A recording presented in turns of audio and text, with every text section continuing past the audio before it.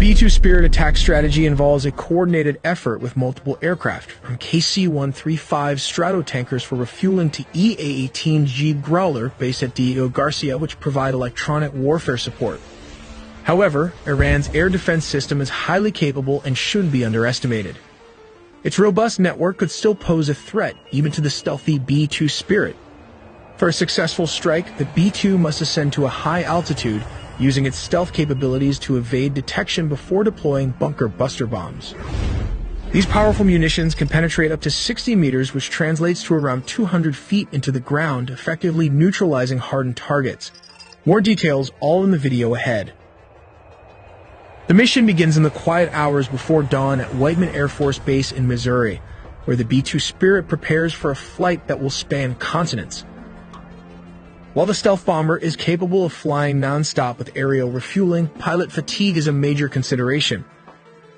To mitigate this, the U.S. has strategically positioned Allied air bases in Qatar, closer to Iran, and on Diego Garcia, a remote island in the Indian Ocean, roughly 2,300 miles away from Iranian territory.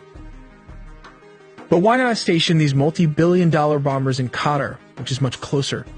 The answer lies in Iran's formidable air defense capabilities. The country possesses Bayraktar 373 ballistic missiles and the highly advanced Russian S-300 missile system, both capable of inflicting severe damage. Because Qatar is within striking range, Iranian forces could detect B-2 bombers taking off and potentially target them before they even leave the ground. To avoid this risk, the U.S. positions the bombers outside the reach of these missile systems.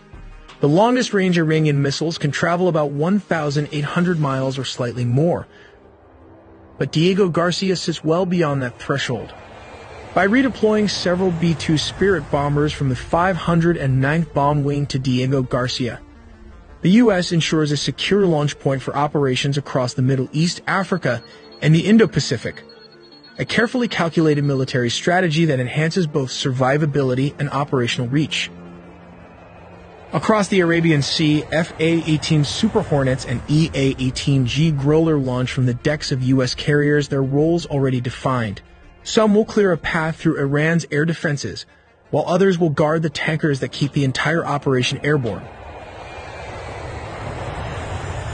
The KC-135 Stratotankers, laden with fuel, loiter in friendly airspace over Saudi Arabia, but crews aware that their unglamorous task could mean the difference between triumph and catastrophe.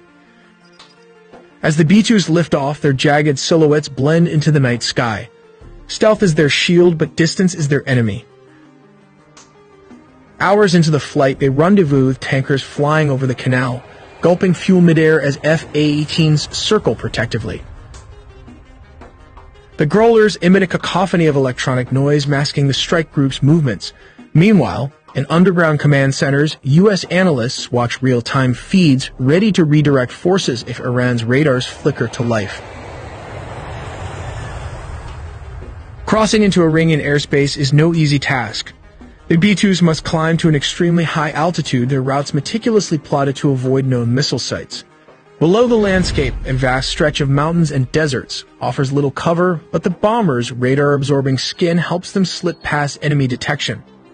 As the targets come within range, the crews face a critical decision. Launch standoff missiles from hundreds of miles away or descend to drop bunker-busting bombs directly onto fortified sites.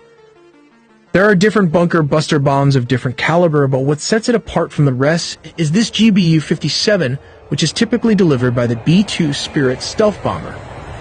Due to the bomb's large size and weight, the aircraft can carry only 2 of these weapons in its bomb bay compartments. While it lacks thrusters, the weapon is equipped with 4 active lattice fins and a precision guidance system that enables it to glide accurately to its target using military-grade GPS. Constructed from a specially designed high-performance steel alloy, using its weight when falling under gravity to penetrate or dig itself up to 200 feet of underground soil or concrete. But it's not that easy.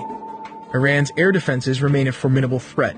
MiG-29s and aging F-14s may not be cutting edge, but they can still be dangerous if they're lucky enough to intercept a B-2 stealth bombers.